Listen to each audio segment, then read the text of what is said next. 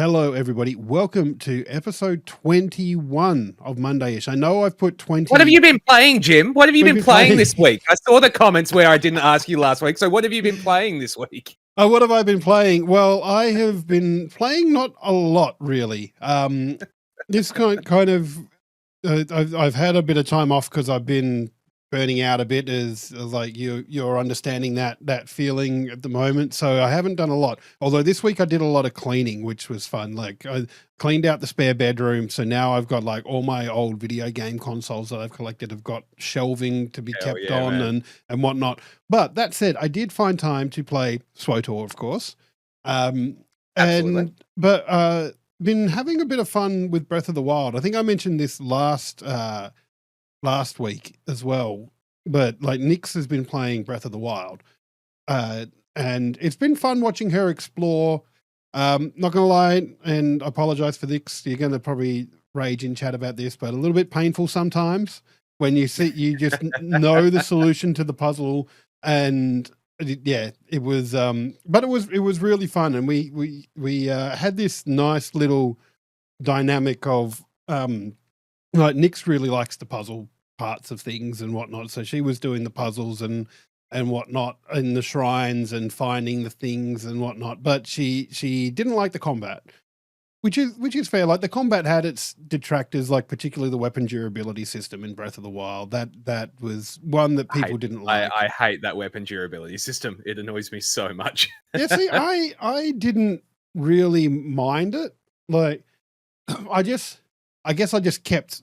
I ended up upgrading the weapon storage for ages, and yeah, we just kept doing that and got it going there, and had a decent number of weapons that we could use, and I mean there was a lot of sneaking as well. Like we're going in through Hyrule Castle, and rather like we did go to Hyrule Castle a bit earlier and got like the Hylian shield and the memory for that's in Hyrule Castle as well. Oh So, yeah. and then we came back to do the Ganon fight, but the Ganon fight was basically let's Rivali's Gale up the side of this and just get straight to the end. Yeah. But it was fun. Yeah, I don't know. I think it goes against what I sort of like about RPGs or games like that, which is I want to feel like if I've done something and earned a strong weapon, I want to keep the weapon. I don't want the weapon to have durability.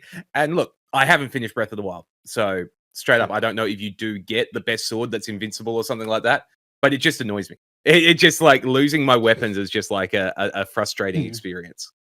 Kind of. It was so you do get the Master Sword, which doesn't break, but it has a charge. So if you use it for a bit, it will depower, and you've got to not use it for a bit so it can come back and have its power again. So it does kind of have weapon degradation on it, but it recharges. So that there is that. Yeah.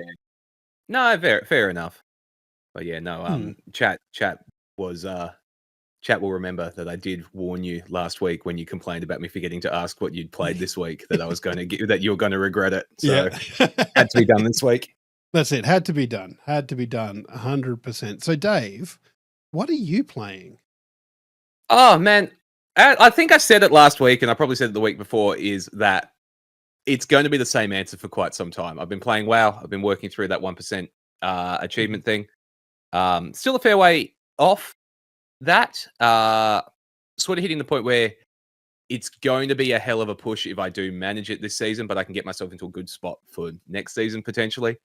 Tell you what, when you play with randoms, Jim, in a cooperative game, you get some very interesting characters. I've been dealing with some very, very interesting people in a difficulty that I don't know how they ever got to this difficulty. So how does the 1% thing, because does WoW have like a group finder type thing? So you just go into it does, but not for this. Okay. So the 1% is based on Mythic Plus, which is dungeon. So it's a 5-man dungeon content, but it's an infinitely scaling mode. So you get points based on what level you have completed. So if you beat a level 2, you will unlock the ability to do a random level 3. Beat the 3, 4, all that kind of. I'm currently in about the plus 13s, plus 14s. To get the 1%, it's about a plus 19. So you can see that like it's with 5 weeks to go, it's one of those that, yeah, potentially you can make it, but it is just an infinitely scaling thing. So something that didn't kill you when you made a mistake in a 2 will one-shot you in a 15. And unfortunately, you end up with people that maybe didn't learn their lessons early on and been carried far enough to the point that now they're key terrorists, really. Because if you don't time it, it goes down a level. And you have to retime the level to unlock the next one. Oh, that would be annoying. So yeah, if you're a mythic plus 12 and you lose that when you go back to 11, and you Exactly. And if you've done all 11s, you now have to do a key at an 11, which is giving you nothing. So it's a bit of a system. They do set it up that if you've done, like, say you've done all your 12s, you can't go below 12. Okay. So if you time a 12, but you've timed all your 12s, they go, cool, that's your floor. It still means you still have to do the 12, which can take a bit of time. Yeah. Especially when you start talking about 18s, 19s, things like that, where legitimately you can spend half an hour looking for a group and break the key in the first pull. Like, the first thing happens and you just go, yeah, cool, this group cannot do this. We're all just going to go away and we'll try again. So yeah, there is an automated group finder in WoW, but there's also just the ability to go, I am doing this dungeon, who would like to come? Yeah. And apply. So So it's you're not just automatic. sitting in the general, I don't know, in SWTOR it's the fleet where most people congregate when they're not doing anything. So like I'm assuming there's like a village or something in WoW, I guess, where you sit there and just spam chat saying, I need this, please help. No, fortunately there is a system now. That used to be the way that you did have to chat it in that. Now there's like, you can put, I am doing a 14, I'll call, 14 WRS is one of the dungeons. And it will just be into the system and anyone can click apply to join. And then it'll pop up all the people that have applied to join and you can go, cool, I need a tank, I need a healer. I'll take these 2 DPS. Oh, Off nice. we go. Yeah. So it does have a system that works. It is a good system. It is player driven though. Yeah. So, there's that stuff. But yeah, no, that's been a lot of my time. I'm having a lot of fun playing some harder content, which is good fun. We've been playing a fair bit of Pokemon Go. It is Pokemon Go Fest at the moment. So Jep's been going really hard on that, which means I have been going hard on that. Got a shiny tentacle today, which was pretty cool. Hell just yeah. randomly. But yeah, so that's going on, which has been a bit of fun. And then otherwise it is Persona 3. I'm getting pretty deep into that. I'm starting to hit the part of worrying that I'm going to run out of time. Oh. Like the Persona games are especially the older ones, are quite tight. If you want to do 100% run blind, it's tricky. So it's one of those that we're gonna work through. You may hear back in a few weeks where I go, yeah, we hit the end and I had to go back and do like like run through the whole do one achievement or something. But hopefully that's not what happens. But we'll find out. Admittedly, like I'm pretty sure I've mentioned this. I have certain stories that I will go back to, and if you listen to the podcast long enough, you will hear them again and again on rotation. But I do remember liking Final Fantasy VII Remake for that, because if you needed to go and get an achievement, you could just replay that chapter and get the achievement, and you kept all your gear. So like, if there was an achievement in chapter 1, but you'd finished the game up until whatever, I think it was chapter 14 or something, you still had your gear at the end of chapter 14 going back to this level here as well. Yeah, keeping Yin happy mentioning Final Fantasy, I say. But except for the one with the dresses, there was like a dresses thing where there were 3 different dresses you could make Cloud wear, because if you know about Wall Market and what Cloud has to do to get in there. But you had to set that back like 3 chapters ago. So if you wanted to get that achievement, you had to set it at chapter 6, I think it was, and then play through to chapter 9. And yeah, so that was fun. But yeah, like, no, and that's it. It's a tricky one for Persona, because the Persona system, like the achievement that I won't get, if I don't get one achievement, it will be to maximize every friendship. There are 15 friendships, each one has 10 levels. You need to spend a time block with that person to level them up. It's also possible that you won't be in a position to level up the friendship, which means you have to spend time with them twice to level it up once. Oh wow. Which is it's it's a bit of a it's one of those that it's very tight on how many time blocks there are actually available. I think I can make it still, but you sort of start to hit and you start going, I've got 2 weeks left, and I definitely don't have enough time blocks left. But when you're so far out, it's very hard to do the math and know where you're at. Yeah. So with that achievement of maxing out all the friendship levels, if you max out, I don't know how many there are. I'm going to just say an arbitrary number. Say there's 5 people that you need to max out the friendships with. If you do 4, can you do another it's back run? To 0 when you do New Game Plus, will be back to 0. Oh, well, that but, sucks. No, it's not too bad, because when you do a New Game Plus, you keep a lot of your stats, so your social stats and things like that. And with those social stats, that is part of the thing of unlocking these friendships. So by taking out all the times that you have to work on social stats, because that's a time block to go work on your courage or go work on your smarts or whatever you want to call it. You suddenly have just all these blocks of time that you can just use with friendships.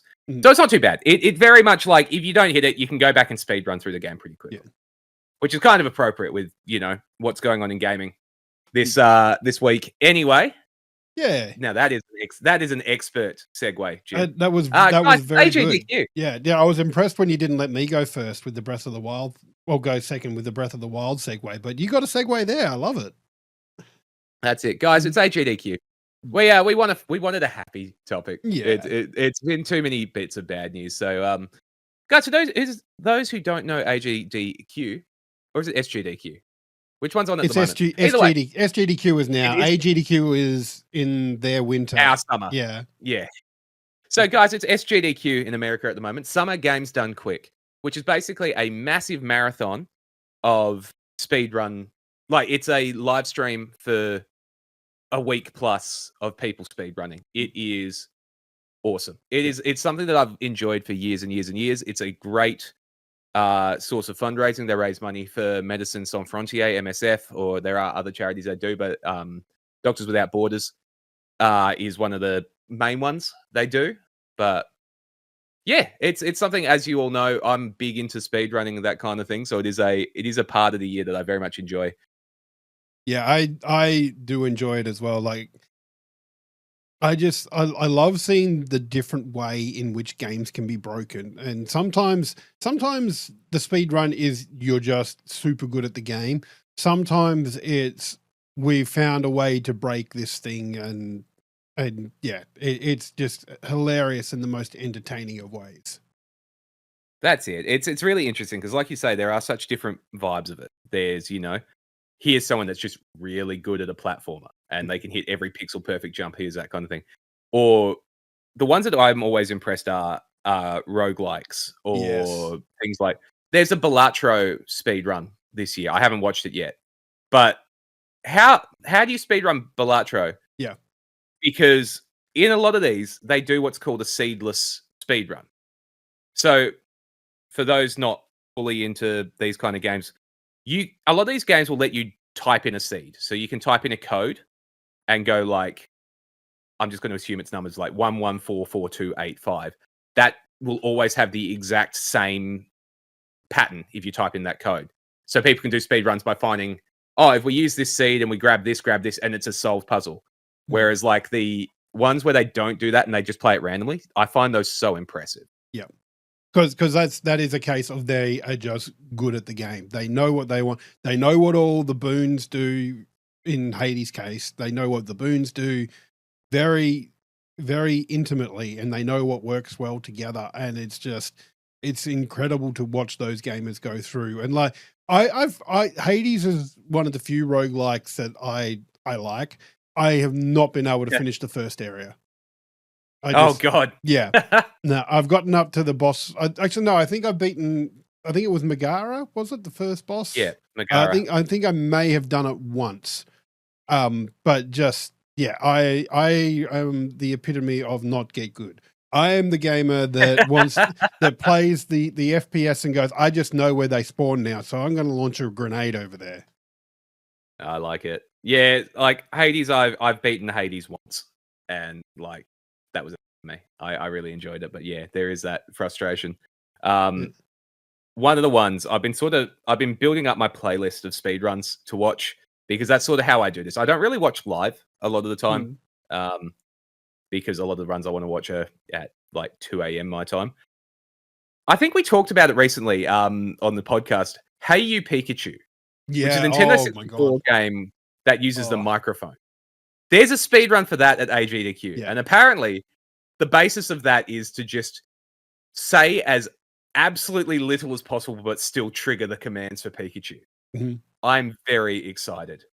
I was having a laugh because that was one I actually saw part of live, and there was one of the runners, like when the day ends, something was happening. I wasn't super paying attention. I just kind of had it on in the background. But one of the runners was basically saying goodnight to Pikachu by calling him an electric rat, and Pikachu did not like that.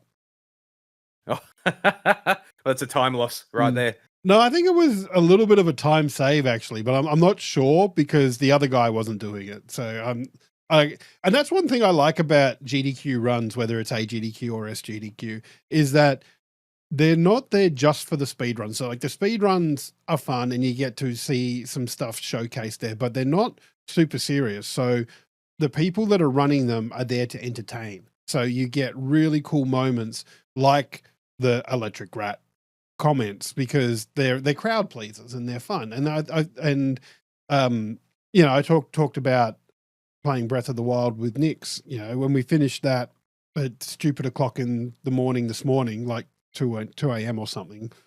Oh god. Yeah, that was fun. But the game was fun. I'll say that. Like getting to bed that late was not fun. But this morning I was sitting there eating breakfast and I've pulled up one of the Breath of the Wild speed runs, which it was at about half an hour, but it was a GDQ one, and they talk about the tricks in it, and because that's what That's what GDQ. I really like, yeah. Yeah, you can sit there and watch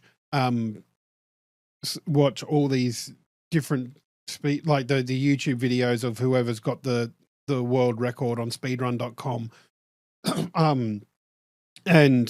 and see what they're doing there. But like, there's no commentary. They just play the game. They're locked in. They're going hard for that thing. But GDQ, you get not just the players talking about it, but you've got a couch that'll be commentating on things as well, and that's really cool. Yeah. It's certainly an interesting way of doing it because, like any gamer-driven thing, you get a real range of personalities. Yeah. Some people are fantastic for commentary, fantastic on couch, and that. Sometimes less so. There are some speedruns that I can't recommend to people because I'm like, this is a really cool speedrun. The couch made it a nightmare. Yeah. As Jeppy said, AGDQ last year had Peanut Butter the dog Yeah. speedrunner game, which was really, really cool. Yeah. Like doing it live and having the dog hit the buttons, and that I thought was really quite cool. I think You always have he's been there a couple of times, I think, because he was playing a baseball game and his owner had like made the different buttons as pads. So like he was giving commands, hit that pad and hit that pad. It was so cool to just, yeah. And of course it's a dog playing a video game. So that was cool. That's it. It's really cool, those kind of things. I love the races where you see like 4 really good speedrunners racing something. We have a few friends of our channel, friends of Mondayish, whatever, that are speedrunners. Like Cass XCII is a Australian that applies to AGDQ, has done a lot of European ones, all that kind of thing. Like, we Defender was an old one that used to hang out with us sometimes when we did Mario levels. Oh wow, Defender. Yeah, that's going back a bit. Yeah, so like it's amazing the community around there. Speedrunning is just it's a really different way of doing it, and I really do enjoy that. As someone who does stupid challenges and speedruns and all that kind of thing, what are we? We're top 100, I think, for Peggle Nights or something. Yeah. So it's one of those that like speedrunning, you can find some really entertaining people in it. And as you said, you can find some people that are not so entertaining in it, but are just very, very good at the game. The one I adore is Bubsia. Bubsia is a streamer who does speedruns all the time. But what I love about him, Jim, and you might have seen his ones and not known the name, he is a German guy that does games blindfolded. Oh, wow. So he has done 120-star Mario 64 blindfolded. 120? He's done 12-star. He started with a 12-star and then he built it up to the point of doing the 120-star speed run of Mario 64. He's done Majora's Mask, any percent speedrun, blindfolded, all that kind of stuff. It's so cool. Yeah. Those blind runs. And I watched one once. It was either Punch Out or Super Punch Out. I can't remember if it was the NES or the Super Nintendo, but they did a blindfolded 2 players, 1 controller run. And so for those who don't know what a 2-player, 1 controller run is, it's they each hold half of the controller and play the game, and they were doing it blindfolded. It's one of those really fun things of just the way of how you can find your own fun in game. You know what I mean? Like, and that's what I think it's quite a fun one to look at. So many of these challenge runs, so many of these challenger things are just like, what if I played this game wrong? Or like, there's something to be said for you find a game that you loved as a kid and watching someone beat it in like 20 minutes at level 1 without taking damage. Like, but even how they work some of it out, like Super Mario World was probably the first game I can remember absolutely playing to death, like finding all the secrets in there, getting all the exits without the aid of a guide, and just looking, this looks like one here and whatnot. And I got really good at that. Like, I remember playing one morning and starting a fresh game and going from the start, using Star Road and getting to Bowser. And I think then I had to go to school, but I think that took me about 20 minutes. And then watching, I think the any percent, I think now is down to like 11 minutes or something. Actually, I think it's under 10 minutes now. It's ridiculously crazy. Any percent with no major skips. Yeah. It's one of the it's such an impressive speed run. Even like, but it's also not a great one to watch. Like, a lot of it is just spent flying, you know? The bits I like, and particularly like the any percent one, where I think it's an 80% where, because in Super Mario World, Yoshi's not supposed to be able to eat chucks, but there's a way you can hit him with a fire flower and get Yoshi to eat him at the same time he turns into a coin. And because you're not supposed to eat chucks, you get something weird in your item box. And in the first little Yoshi's Island section, there's 2 spots where people did that. And one was in Yoshi's Island 1, just before the Yellow Switch Palace, where if you ate that chuck, it gave you the orb that automatically ended the level. So traditionally, they took that and used it in the first castle because it was an auto scroller and it was bored. Absolutely. So they used it there. But then they've always, I've known for a long time at least, that in, I think it's Yoshi's Island 2, there's a chuck there where if you eat that, you get a cloud in your box. What they worked out, and I don't know how, and it blows me away that this is a thing. They worked out that if you get that cloud all the way to the Bowser fight, jump in it and fly up to the top left, the X and Y coordinates of the cloud are in the same memory location on the card that triggers Bowser to throw up Mecha Koopas. So if you go up to the top left, it just automatically triggers Bowser to throw out Mecha Koopas. Like, who found that out? Like, it blows my mind that that's a thing. It's something, it's a phrase that you hear a lot when you talk about MMOs and that, but spaghetti code is the thing. And those old games, because they had to be so small as to fit on a Nintendo 64 control, to fit on a Super Nintendo little cartridge, those games are coded so interestingly. And so that's how you end up with so many of these cool like glitches or wrong warps or things like that. You know, like the any percent speed run of Legend of Zelda Ocarina of Time. You basically speed run your way to the first boss. You get to that door, but if you do a lot of tricks while you open that door, you will teleport to the final boss. I don't think it's even the final boss. I think these days it's you teleport to the credits, which counts as beating the game. That particular door, I think, that you're talking about getting out of the Goma boss, that one teleports you to the escape down the stairs before you fight Ganon. Right at the end. But there is another one, because that's the old way of doing it now. There is another way of that they do it that's faster, and I forget where they warp through now. But yeah, it's crazy. It's It's I to love it. it's to the point where I remember there was, I think it was the Wii had a demo of Ocarina of Time somewhere, and the speed run is fast enough that you can beat the game before the time limit runs out on the demo. I Yeah, love that. yeah. No, that's so good. Um, the other one I like, and it's a bit different. And I'm going to go against my strong stance against AI here, Jim. Tool assisted speedruns, TAS runs, I think are such an interesting thing for, again, to teach chat what a TAS run is. TAS or TAS, tool assisted speedrun, they have coded in the exact inputs for a speed run. So they code out the whole speed run, push right for this many microseconds, then left, then jump back. And they code in the whole run, and it becomes what is essentially the perfect run of a speed run. Yeah. And yeah, as Solara says, it's shocking what's possible, because you get things like, here's a spike that kills you, but apparently there is 1 pixel on that spike that doesn't kill you, so the TAS will jump off that, or things like that. Like, Yeah. I think that's what's most impressive to me about Task, and a human programs that, so it's more a program than AI. I will say that. So I'm yeah, very 100%. yeah, but like seeing what things you can do that a human is just not quick enough or good enough to do. It's so freaking cool. Like every now and then there's like, I see there's a Mario 3 one that pops up and people are going off their heads. Wow, this guy's so good and whatnot. I look at it, it's a Taz. There's no way anybody could be doing that sort of stuff. It's a Taz. but it's still cool to see what you can do in those games like that.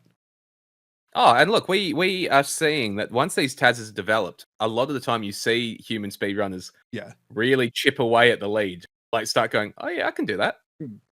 Which that's so impressive.